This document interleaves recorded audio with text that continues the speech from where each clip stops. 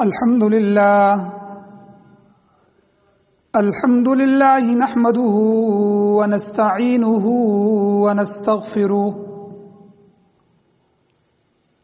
ونستغفره ونؤمن به ونتوكل عليه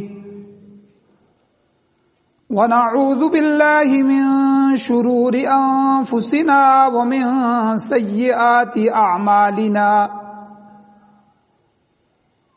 من يهده الله فلا مضل له ومن يضلله فلا هادي له ونشهد أن لا إله إلا الله وحده لا شريك له ونشهد أن سيدنا وسندنا ومولانا محمدا عبده ورسوله أما بعد فأعوذ بالله من الشيطان الرجيم بسم الله الرحمن الرحيم يا أيها الناس اتقوا ربكم الذي خلقكم من نفس واحدة وخلق منها زوجها وبث منهما رجالا كثيرا ونساء واتقوا الله الذي تساءلون به والأرحام إن الله كان عليكم رقيبا وقال النبي صلى الله تعالى عليه وسلم النكاح من سنتي فمن رغب عن سنتي فليس مني سبحان ربك رب العزة عما يصفون وسلام على المرسلين والحمد لله رب العالمين.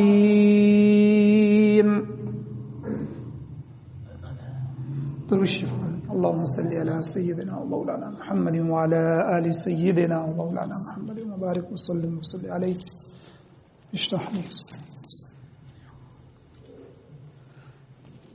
میرے واجب الاحترام، میرے معزز بزرگوں، دوستوں، نوجوان ساتھیوں،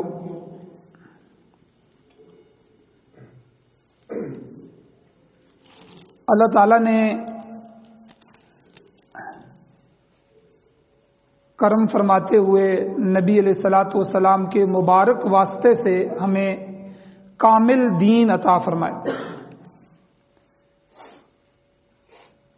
اور یہ دین ہماری زندگی کے ہر شعبے میں، شعبہ زندگی کے ہر لمحے میں ہماری مکمل رہنمائی کرتا ہے.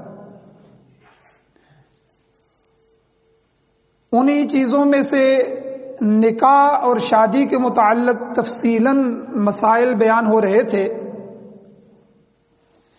اور گزشتہ جمعات میں نکاح کے متعلق 2-3 حصوں میں جو ضروری مسائل تھے وہ بیان ہوئے. نکاح کی فضیلت بیان ہوئی، اولاد کی فضیلت بیان ہوئی، بیوی کے حقوق بیان ہوئے، خاوند کے حقوق بیان ہوئے، اور اسی طرح نکاح کیسے منعقد ہوتا ہے، ایجاب و قبول کس طرح ہوتا ہے، کتنے گواہوں کی ضرورت ہوتی ہے. تو گواہی کے متعلق نکاح کے اس پہلو پر بھی تفصیلاً گفتگو ہوئی.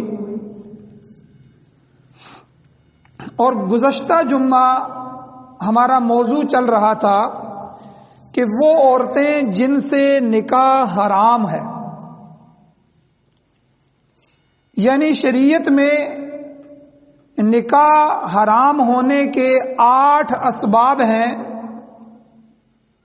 کہ جو 8 اسباب، جو 8 وجوہات اگر پائی جائیں ان میں سے کوئی ایک وجہ بھی پائی جائے تو شرعن نکاح نہیں ہو سکتا. تو وہ 8 چیزیں ان میں سے 2 تفصیلاً گزشتہ جمعہ میں بیان ہوئی، باقی 6 جو ہے وہ آج اس جمعہ میں بیان کرنی ہے. دوبارہ ان کو مختصراً دہرا لیتے ہیں تاکہ وہ ذہن میں رہیں کہ وہ 8 اسباب، وہ 8 وجوہات کیا ہیں کہ جن کے ہوتے ہوئے شریعت نکاح سے منع کرتی ہے، شرعاً وہ نکاح منعقد نہیں ہوتا. پہلی وجہ ہے قرابت، نسب. جہاں نسب آ جائے گا تو نسب کی وجہ سے نکاح وہاں نہیں ہوگا. دوسری چیز تھی مصاہرت، سسرالی رشتہ، ساس سسر کا رشتہ یا اس طرح سسرالی رشتہ کہ جس کی وجہ سے نکاح حرام ہو جاتا ہے. اور تیسرے نمبر پر ہے رضاعت، دودھ پلانا. کسی بچے نے کسی اپنی ماں کے علاوہ کسی اور کا دودھ پی لیا تو اس سے بھی اس کا ایک رشتہ بن جاتا ہے رضاعی، ماں بیٹے کا. اور اسی طرح چوتھا ہے محرم عورتوں سے اکٹھے نکاح کرنا. اور 5واں ہے عورت کا کسی کے نکاح میں ہونا. اور 6ٹھی وجہ ہے کہ عورت کا عدت میں ہونا، عدت میں ہوتے ہوئے اس کا نکاح کسی دوسرے سے نہیں ہوگا.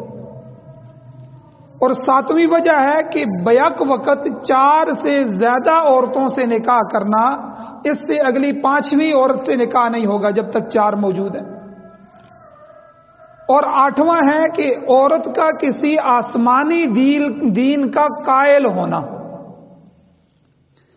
تو یہ 8 وجوہات ہیں، 8 اسباب ہیں جن کی تفصیل بیان ہو رہی تھی. ان میں سے 2 چیزیں جو ہیں قرابت یعنی نسب، رشتہ داری، اور دوسرا حرمت مصاہرت، سسرالی رشتہ، یہ گزشتہ جمعہ اس کے مسائل بیان ہو چکے ہیں. مختصراً میں پھر بیان کر دیتا ہوں کہ پہلی وجہ جو قرابت کی ہے یعنی نسبی رشتہ داری، اپنے اصول اور اپنے فروع سے نکاح نہیں ہو سکتا کیونکہ نسب ہے. جس سے میں اور آپ پیدا ہوئے ہیں ان سے بھی میرا نکاح نہیں ہو سکتا، یا جو مجھ سے پیدا ہوئے ہیں ان سے بھی میرا نکاح نہیں ہو سکتا. ہمارے اصول کیا ہیں؟ ماں باپ. وہ میری والدہ ہے اور میری بہن کے وہ والد ہیں، تو بیٹی کا باپ سے نکاح نہیں ہو سکتا، بیٹے کا ماں سے نکاح نہیں ہو سکتا. نسب آ گیا. اسی طرح جو مجھ سے پیدا ہوئے میرے فروع ہیں، اصول نہیں ہیں، فروع ہیں. تو جیسے بیٹا اور بیٹی، والد کا اپنی بیٹی سے نکاح نہیں ہو سکتا، والدہ کا اپنے بیٹے سے نکاح نہیں ہو سکتا. تو یہ نسبی رشتہ داری ہیں. اسی طرح ان کے اوپر اور ان کے نیچے تک جو رشتے آئیں گے ان سے بھی نکاح نہیں ہوگا. مثلا ماں باپ ہیں تو ماں باپ کے ماں باپ، دادا دادی، نانا نانی، اور اسی طرح اوپر تک کے رشتے.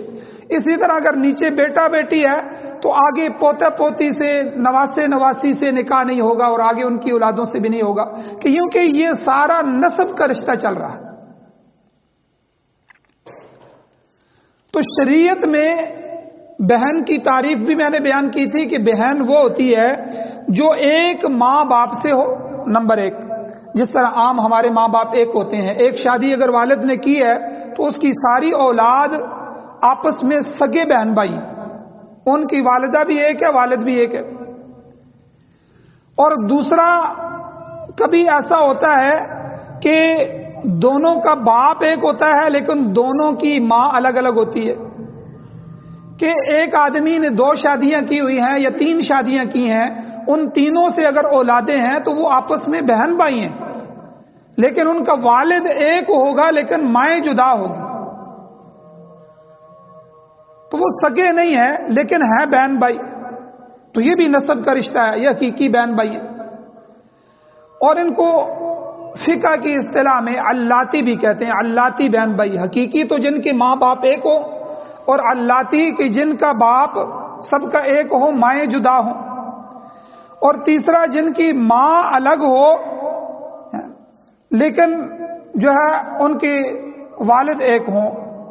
کئی دفعہ ایسا ہوتا ہے کہ ایک آدمی نے، ایک عورت نے کسی جگہ شادی کی ہے تو اس کی اولاد ہوتی ہے.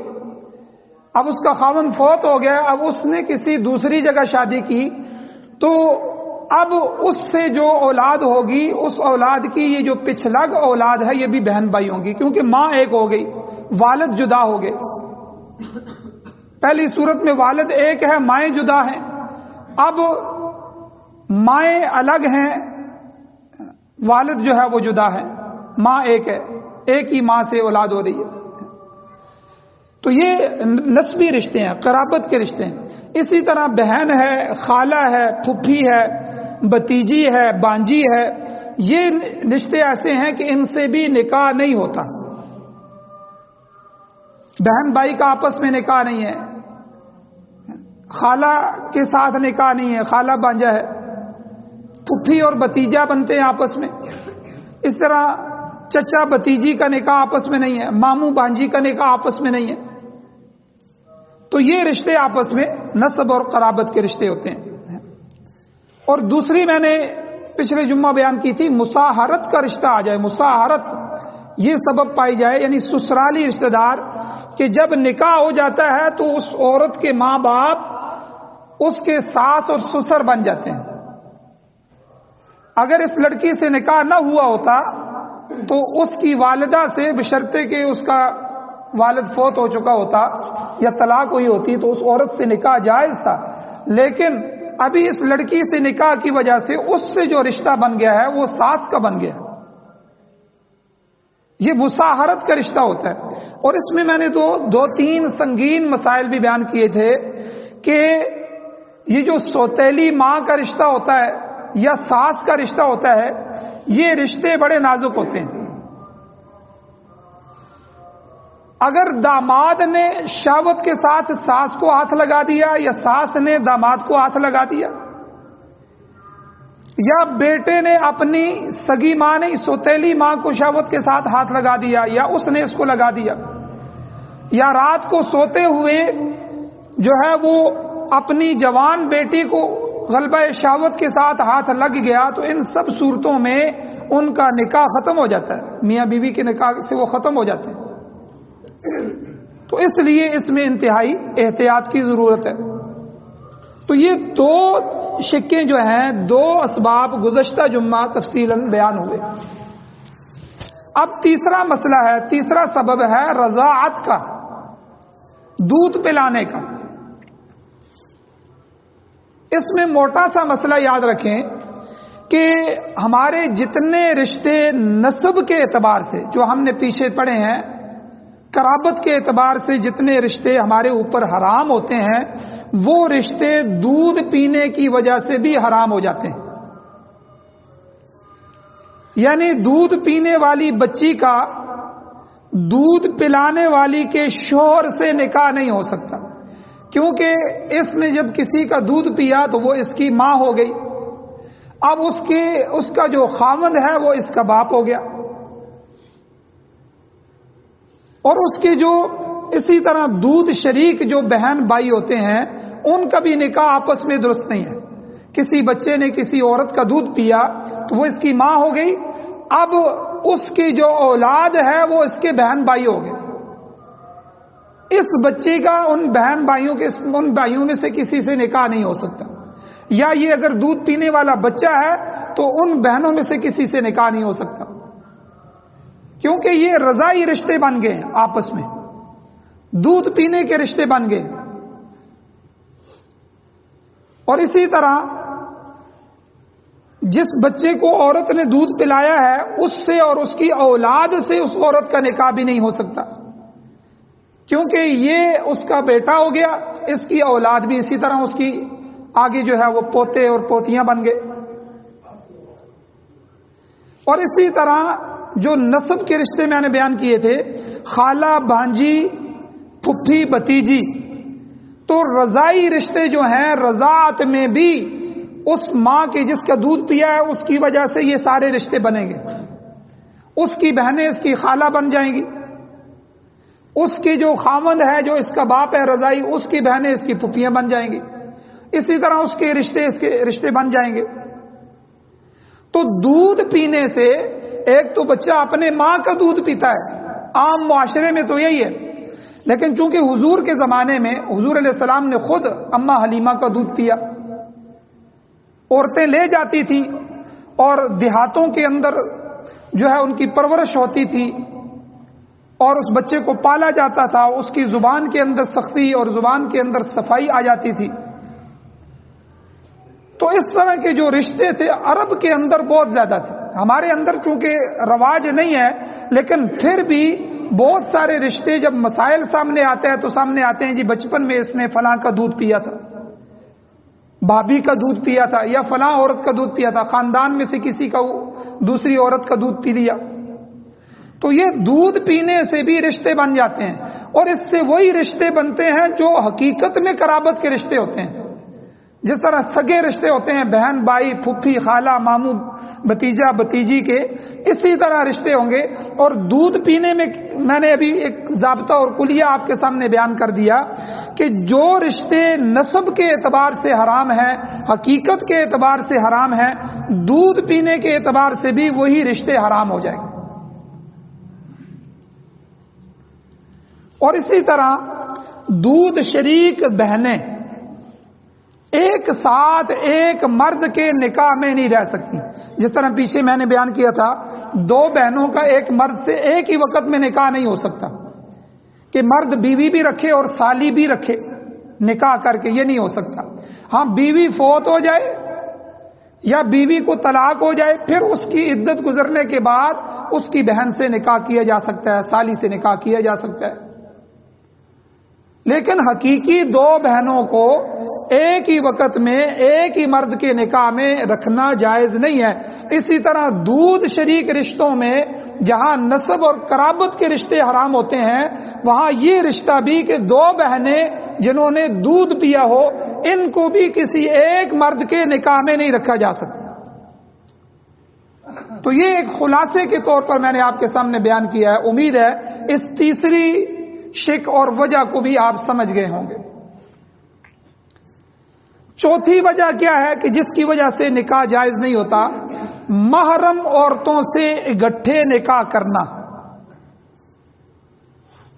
محرم عورتوں سے، مسئلہ نمبر 1 کہ جب تک ایک بہن نکاح میں رہے تب تک دوسری سے نکاح درست نہیں، یہ میں نے ابھی بیان کیا۔ البتہ اگر ایک مر گئی یا اس کو طلاق ہو گئی، چھوڑ دیا اور عدت پوری ہو گئی تو اب دوسری بہن سے نکاح درست ہے، لیکن عدت پوری ہونے سے پہلے نکاح درست نہیں ہے۔ یہاں تھوڑا سا ایک مسئلہ سمجھ لیں کہ ہماری بیوی فوت ہو جاتی ہے یا طلاق ہو جاتی ہے تو کسی عورت سے بھی ہم اسی دن نکاح کر سکتے ہیں، عدت کی شرط نہیں ہے، اسی دن۔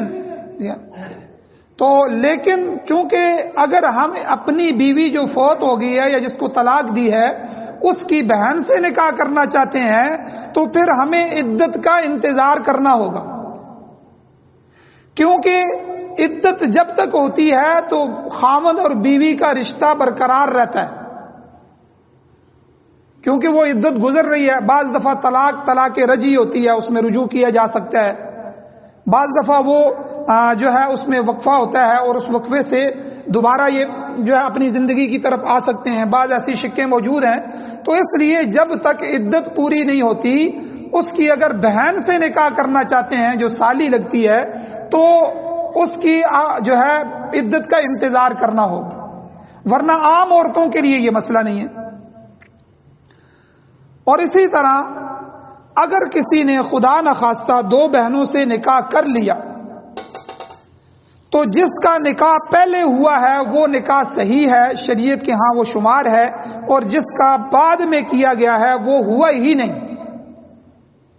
چاہے گواہ بھی ہوں سب کچھ ہوں تو وہ ہو کے بھی جو ہے وہ ان کا آپس میں جو ہے ملنا ٹھیک نہیں ہے، ان کی صحبت جو ہے وہ زنا کے اندر شمار ہوگی، اللہ کی جو ہے غضب کو دعوت دینے والی بات ہے، تو ان کا جو ہے اکٹھے نکاح ہو ہی نہیں سکتا۔ اگر ہو گیا کر دیا تو پہلا نکاح تو موجود ہے وہ شمار ہوگا، دوسرا شمار نہیں ہوگا۔ اور اسی طرح ایک مسئلہ ہے کہ کسی مرد کا نکاح ایک عورت سے ہوا تو اب جب تک وہ عورت اس کے نکاح میں رہے گی اس کی پھپھی، اس کی خالہ، اس کی بھانجی اور اس کی بھتیجی، اس کا نکاح بھی اس مرد سے نہیں ہو سکتا۔ جہاں بہن دو بہنیں اکٹھی نہیں ہو سکتی، اسی طرح جس عورت سے نکاح ہوا ہے اس کی پھپھی بھی اس کے ساتھ، خالہ بھی اس عورت کی، اس کی بھانجی اور بھتیجی، یہ 4 رشتے ایسے ہیں، ان کو بھی ایک ہی وقت میں ایک ہی مرد کے نکاح میں دونوں کو اکٹھا نہیں کیا جا سکتا۔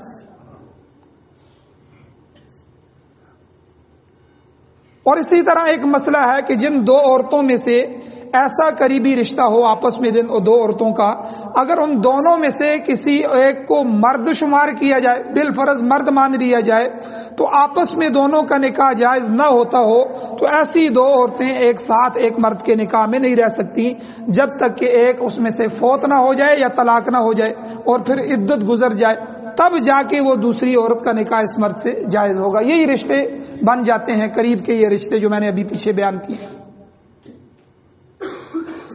اسی طرح عورت اور اس کی سوتیلی بیٹی، کسی عورت کی سوتیلی بیٹی، دونوں کا ایک ساتھ ایک ہی مرد سے نکاح ہو سکتا ہے۔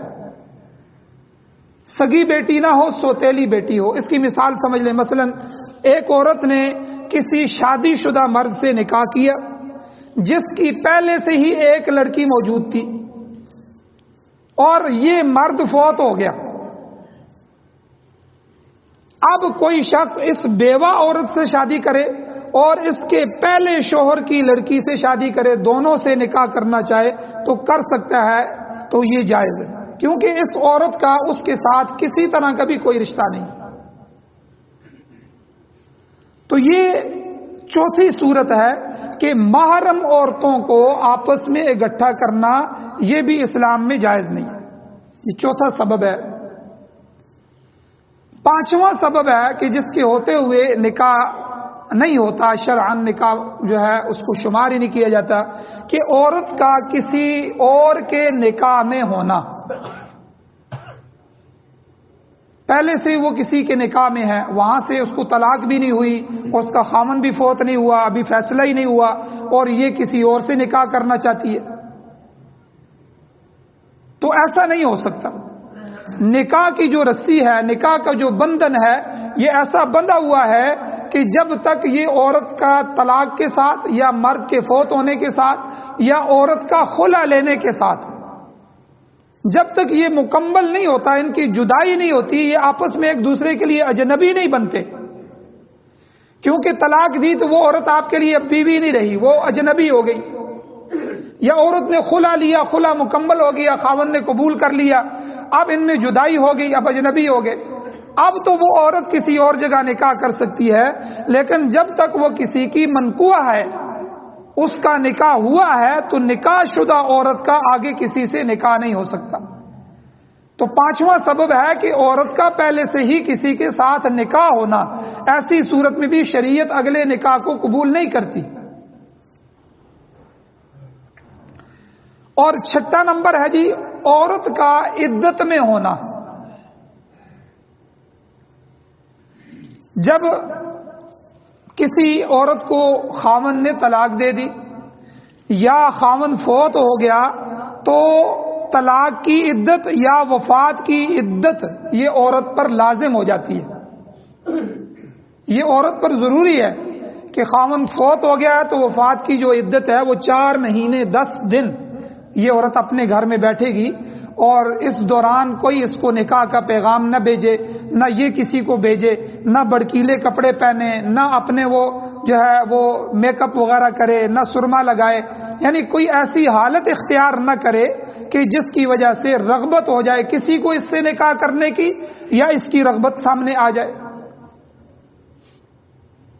یہ اس کے سوگ کے دن ہیں، عدت کے دن ہیں، تو یہ تو عدت ہے وفات کی۔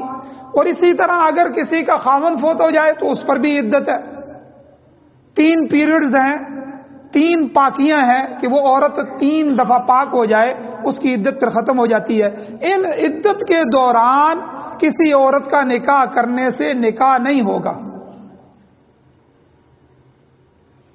پھر سن لے، دونوں صورتوں میں خاوند فوت ہو جائے یا اس نے طلاق دے دی تو عدت وفات ہو یا عدت طلاق ہو، طلاق کی عدت ہو یا وفات کے بعد کی عدت ہو، دونوں عدتوں کو گزارنا ضروری ہے۔ تو اس عدت کے دوران اس عورت کا نکاح کسی سے کرنا جائز نہیں ہے، بلکہ اس کا کسی کو پیغام بھیجنا یا کسی کا اس کو پیغام بھیجنا یہ بھی جائز نہیں ہے۔ تو یہ چھٹا سبب ہے ان اسباب میں سے جن کے ہوتے ہوئے شریعت جو ہے وہ نکاح کو تسلیم نہیں کرتی۔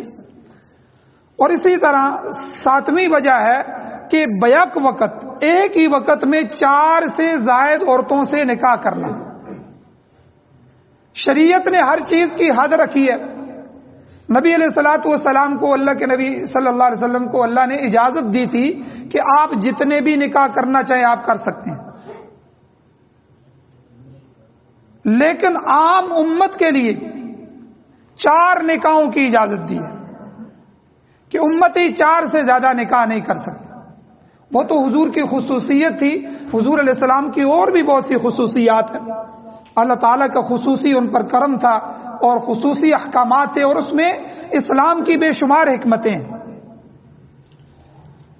عربوں کے اندر جس خاندان میں شادی کی جاتی تھی، ہمارے ہاں بھی جس خاندان میں شادی کی جاتی ہے تو وہ خاندان والے آپس میں ایک دوسرے کی بھائی چارہ بن جاتا ہے، ایک دوسرے کا اکرام کرتے ہیں، گویا کہ وہ ایک خاندان ہو گئے۔ تو عربوں کے اندر یہ مزاج تھا، تو نبی علیہ الصلوۃ والسلام چونکہ نبی تھے تو اس لیے حضور علیہ السلام نے کئی قبائل سے شادیاں فرمائیں، تو اس سے اسلام مضبوط ہوا، دین مضبوط ہوا۔ لیکن امتی کو 4 شادیوں کی اجازت ہے، 4 شادی سے زیادہ شادیاں امت کے لیے جائز نہیں ہیں، امتی کے لیے جائز نہیں۔ تو اب جس مرد کے نکاح میں 4 عورتیں ہوں تو 5ویں عورت سے اس کا نکاح درست نہیں ہے، اور ان 4 میں سے اگر اس نے ایک کو طلاق دے دی، یہ اگلا مسئلہ سنیں، تو جب تک طلاق کی عدت پوری نہ ہوگی تو وہ دوبارہ کسی عورت سے نکاح نہیں کر سکتا۔ حالانکہ 4 عورتوں سے کم عورتوں سے اگر نکاح ہو، ایک سے نکاح کیا ہے، 2 بیویاں ہیں، 3 بیویاں ہیں، یہاں تک اگر وہ ان میں سے کسی کو بھی طلاق دیتا ہے تو اگلے دن وہ کسی سے شادی بھی کر سکتا ہے۔ لیکن جب 4 عورتوں کو اس نے نکاح میں رکھا ہے، 4 میں سے کسی ایک کو طلاق دینا چاہتا ہے تو پھر فوراً نکاح نہیں کر سکتا، کیونکہ یہ جو بیوی ہے، میں نے پہلے بھی بیان کیا تھا، عدت جب تک نہیں ہوگی اس کی مکمل تب تک خاوند بیوی کا آپس میں تعلق باقی رہتا ہے۔ تو اس چوتھی کے ہوتے ہوئے اگرچہ طلاق دے دی ہے لیکن عدت مکمل نہیں ہوئی تو دوبارہ اگلی عورت سے شادی نہیں کر سکتا، ورنہ وہ 5ویں شمار ہو جائے گی۔ تو اس لیے 7ویں وجہ ہے کہ بیک وقت 4 سے زائد عورتوں سے نکاح کرنا یہ اسلام کے اندر جائز نہیں۔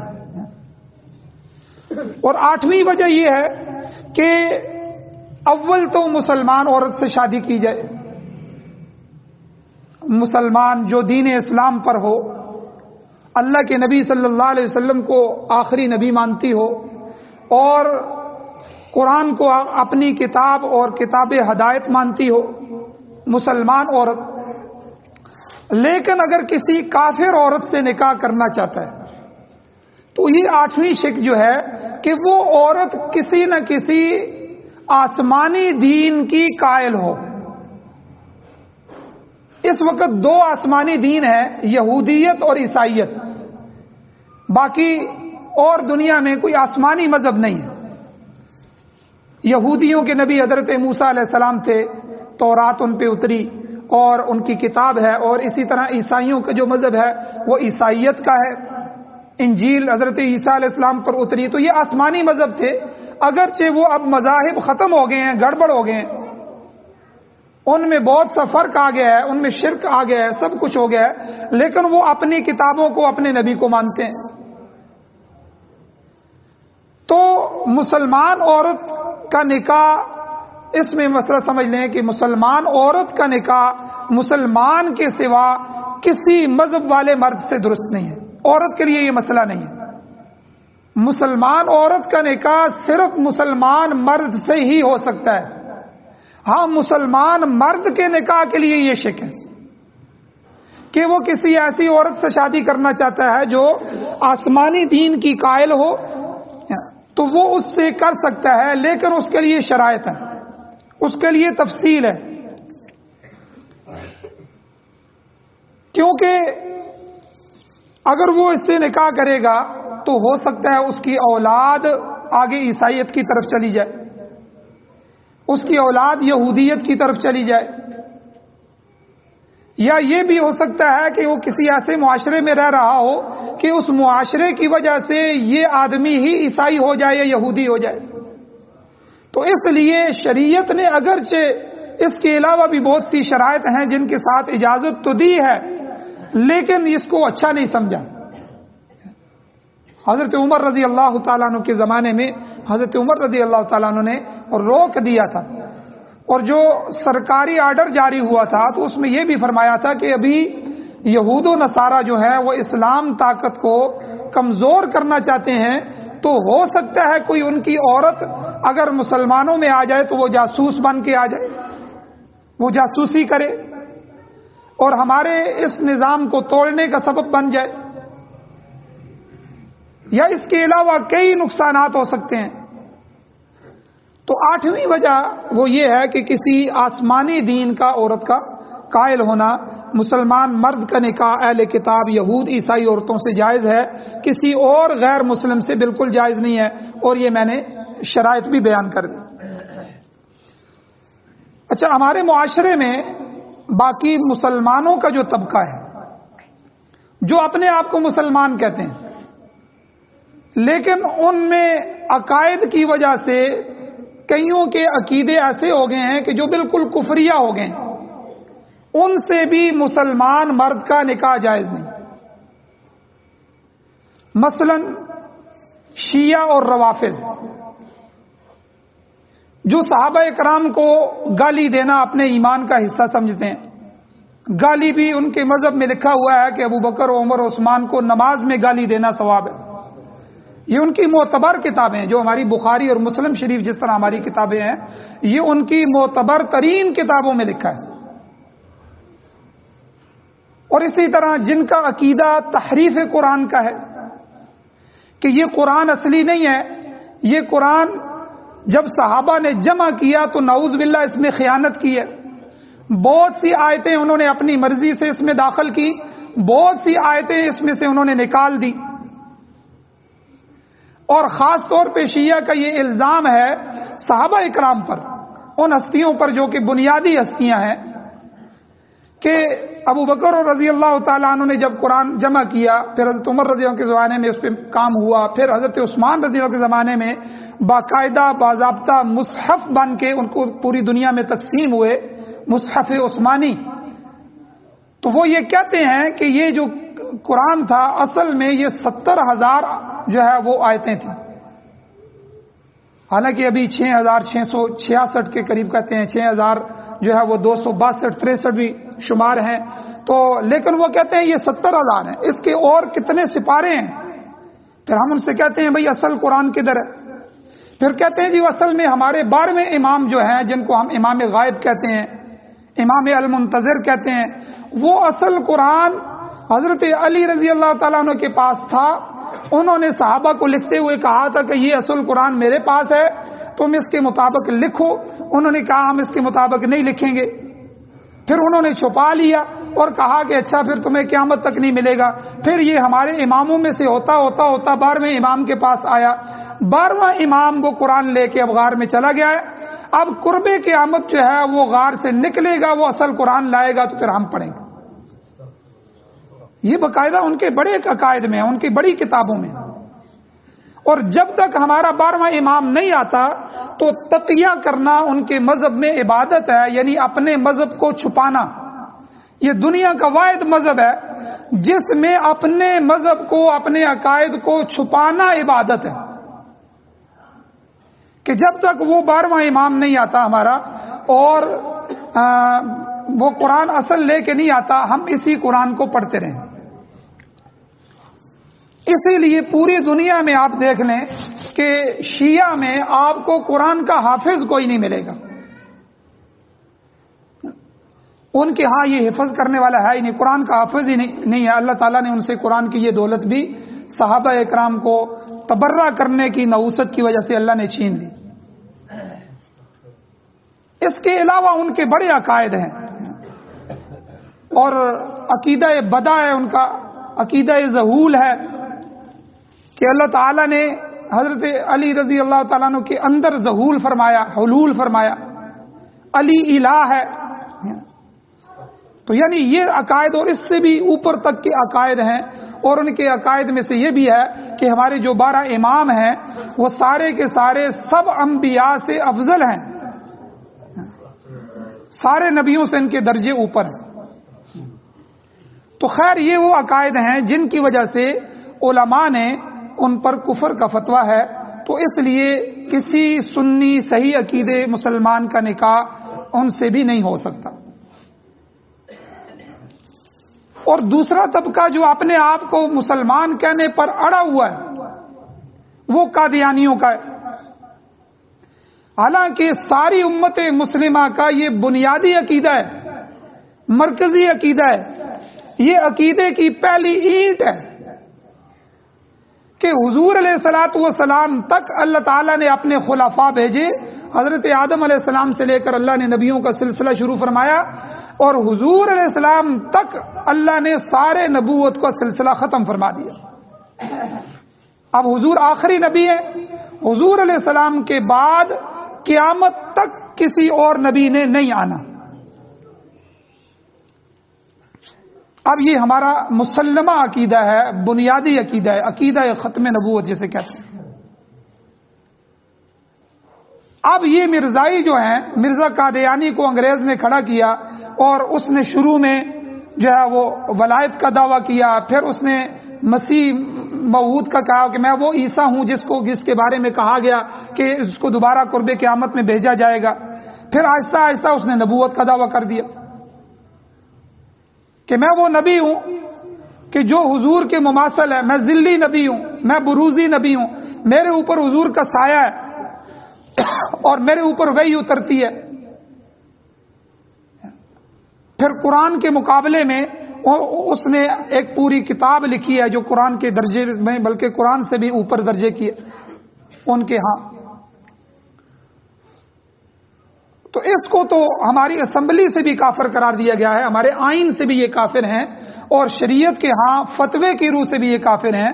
تو لیکن اس کے باوجود آج تک وہ اپنے آپ کو کافر ماننے کے لیے تیار نہیں. وہ کہتے ہیں ہم مسلمان ہیں, ہمیں مسلمان مانا جائے اور ہمیں پاکستان کے اندر ہمارے حق دیے جائیں. تو اس لیے ان دو طبقوں سے بھی نکاح جائز نہیں ہے کسی مسلمان کا. اور اسی طرح منہ بولے رشتہ دار, یاد رکھیں منہ بولی جو رشتہ داری ہوتی ہے یہ اصل رشتہ داری نہیں ہوتی. ہمارے ہاں آج سے پہلے جو ہے وہ بہت سارے حضرات کہتے تھے ہمارے والد صاحب نے فلاں کو بہن بنایا ہوا تھا, کوئی عورت کہتی ہے فلاں میرا بھائی تھا. تو یہ حقیقی بہن بھائی نہیں ہے.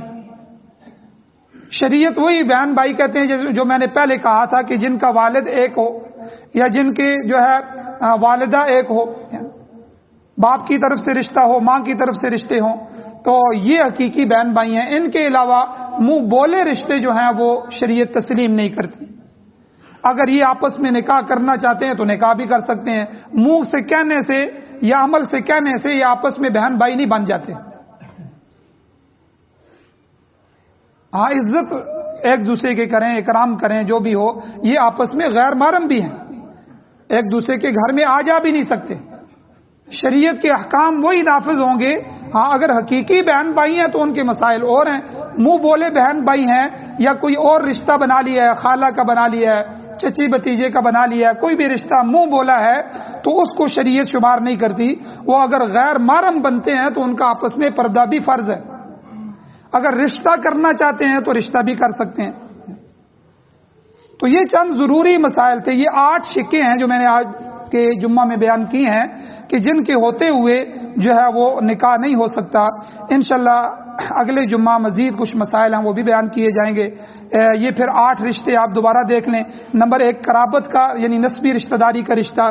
نمبر 2 سسرالی رشتہ داری پیدا ہو جائے یعنی مساہرت پیدا ہو جائے. اور نمبر 3 رضاعت یعنی دودھ پلانے کی وجہ سے جو بہن بھائی بنتے ہیں آپس میں وہ رشتے بن جاتے ہیں. اور نمبر 4 محرم عورتوں سے اکٹھے نکاح کرنا یہ بھی جائز نہیں ہے. نمبر 5 عورت کا کسی اور کے نکاح میں ہونا یہ بھی دوسرے نکاح کے لیے رکاوٹ ہے. اور نمبر 6 عورت کا عدت میں ہونا. کوئی عورت عدت میں ہے تو عدت کے اندر اس کا آگے نکاح نہیں ہو سکتا. اور اسی طرح نمبر 7 ایک ہی وقت میں 4 سے زیادہ عورتوں سے نکاح کرنا جائز نہیں ہے. اور نمبر 8 جو ہے کسی آسمانی دین کا عورت کا قائل ہونا چند شرائط کے ساتھ مزید جو ہے اس سے نکاح جائز ہے لیکن نہ کیا جائے تو وہ زیادہ بہتر ہے. اللہ تعالیٰ سے دعا ہے اللہ ہمیں عمل کی توفیق عطا فرمائے. وآخر دعوانا الحمدللہ رب العالمین.